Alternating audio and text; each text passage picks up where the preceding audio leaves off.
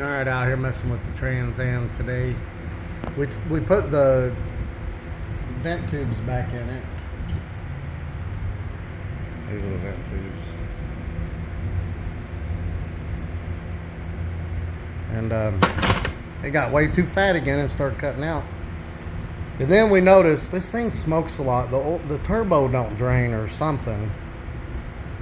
So it had the sensor. Where'd you put it, Chris? It had our oxygen sensor looking like that. So I had a couple spares and we put one in that, and it started actually reading better. So we took the vent tubes back out. We don't really know where it's at. We don't really have time. It's time to go to the race. We're going to send it anyway. But then our air tank developed a leak. So we had to fix that. And then something else we noticed. We had what we thought was an exhaust leak. It wasn't an exhaust leak. It was valve train noise. The rocker arms are hitting the front of the valve cover. We started the car up and this valve cover was all over the place. So if you don't put these on just right, it hits them and it makes a lot of noise, and I'm thinking it causes valve float because when I raced it the previous weekend, it didn't cut out on me. Chris said it's cutting out on him. We thought it was the AFR, but where this thing smokes so much because the turbo don't want to drain for some reason. I don't know why. It goes downhill. But anyway, that valve cover was hitting really bad. Really, really bad. Way worse than this one, and you can see where this one was hitting. You can feel it, especially that one. Right here on the edges is where it hits the worst. And that's the top of the rocker it's hitting. So anyway, we're going to try to put these on where they won't hit, which is you have to get them just right, and sometimes you have to do it 2 or 3 times.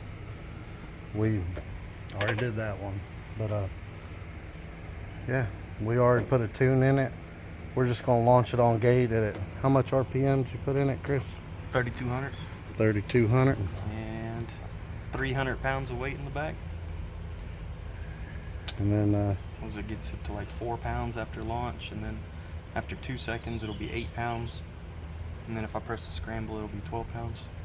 That's on the gate. You add 4 or 5 pounds to that for the wastegate spring. So when he says 4 gate, it's like 9. When he says 8, it's like 13. When he says 12, it's like 17. But it wasn't really responding well to boost yesterday, and hopefully that had something to do with these rocker arms getting stuck and maybe causing what was valve float. Because like I said, he said it was cutting out on him. That's bad right there. He said it was cutting out on him, and it didn't cut out on me none when I run a 6.3 on just 9 pounds. The last pass he made, the way we had it set, this car had run a 5.9 before. Tickled a 5.8. So it's down on power. Also, when I ran that 637 pass, I trapped 112. I don't think he trapped. He even turned the boost up. He didn't trap more than 107 the other day. So hopefully it was just these valve covers hitting the rockers and causing valve float. That one was hitting bad, but we'll see. We're going to take it up to No Prep and send it anyway.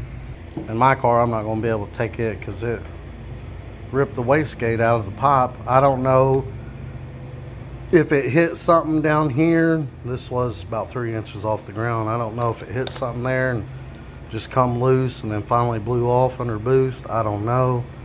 Or if my welds do suck and I did weld that. Maybe my welds just come loose. I don't know. But not only did this come off, but it went under the car and broke all my fuel lines. Real bad. So if it didn't break the fuel lines, I could have been able to drive it home, but we had to tow it home, so we're not gonna be able to race it. But Chris is gonna race that one. We'll see what happens. See y'all at the track. Oh, and for people who are wondering, This is an older block, and this block originally came with heads that had the perimeter bolts, but these are aftermarket heads. They have both. They have both the perimeter and the center bolt. Forever we ran the perimeter valve covers, but we couldn't get them to stop leaking, so we went with these, and these don't leak, but they hit the rocker arms. These are the ones that came off your LT1. Yeah, these are the ones that come off my LT1. Plus the ones we did have, couldn't weld the bung to them. Yeah, these are aluminum. The other ones were metal, so we got aluminum bungs and weld into here where the oil filler and the breather would typically go. Or on the LT1, that was the clean air in off the throttle body for the PCV. All right, here we are. Took the dragway. Car's back yonder. Car ain't really running like we had hoped it would be, but we're gonna give her a go anyway. Why not? Yep. What do you think? They're a lot more packed this time than they was last week. Yeah. We're in small tire, and then there's TJ. We're just here to support. We're in, yeah, Support basically. Noah's race. Hopefully go a round or two, learn some things about the car. Be a good time regardless. Better than being at work. I'm supposed to be at work today. Yeah, Chris works Sunday, Monday, Tuesday, Wednesday. He does the 410s. All right. Y'all see the first pass coming up pretty soon, I hope. For us, it'll be a few hours. First round, small tire. Chris got the hillbilly. That's the blow through carbureted small block Chevy. And first round of Main Street. Don't know nothing about the vehicle, but 410 Camaro. Here we go, round one, small tire.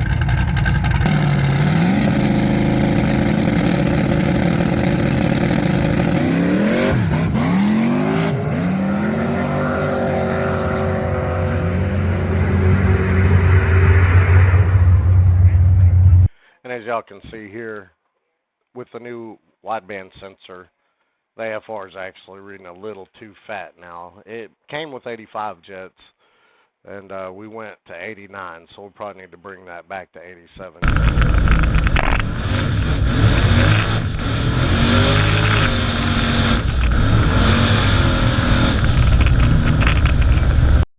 Alright, it lost the tire.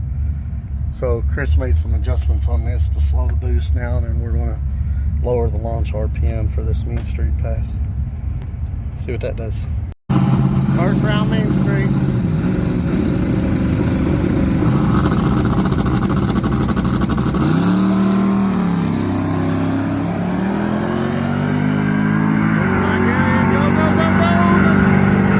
Oh man, it was a close one.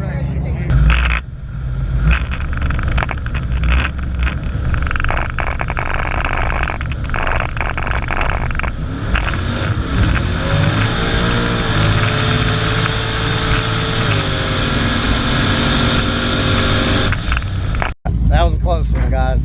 Ooh, I got some sun today. That was a close one. He was actually out on the guy, and then you saw it start losing the tire about mid-track, and he went around him. Plus, Chris had to pedal it on the launch, so that's Yeah. six. So I left.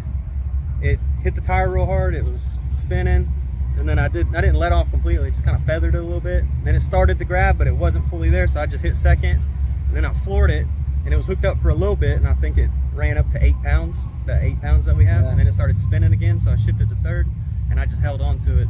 So Yeah, he was white smoking all the way down there, but it was a good race. But that 6AL2 programmable, it's got a feature in it where you can pull timing for so many seconds. I think that's what we're going to have to figure out and start using. But guys, we're going to get good at this, and we're going to get this car running right, and it's going to start doing good in those Mean Street, True Street type classes. ducking ain't easy. Somebody's got to do it. Y'all have a good day. Oh, and I forgot to mention with that new sensor, oxygen sensor in there, the AFR is actually a little rich now. It's like 10.9 to 11.3. So we went from 85 jets in the rear to 89, so we'll probably go back to like an 87. But yeah, it wasn't running lean at the track. I think the main reason it slowed down at the track is because the valve covers were hitting the rocker arms. Yeah. Alright, so the game plan on this one is to put a smaller restrictor on the oil feed for the turbo so it don't smoke, get valve covers that don't hit the rockers, and lower the jets 2 in the rear in the carburetor, and figure out how to pull timing on the launch going down the track and then ramp in the boost so it don't lose the tire.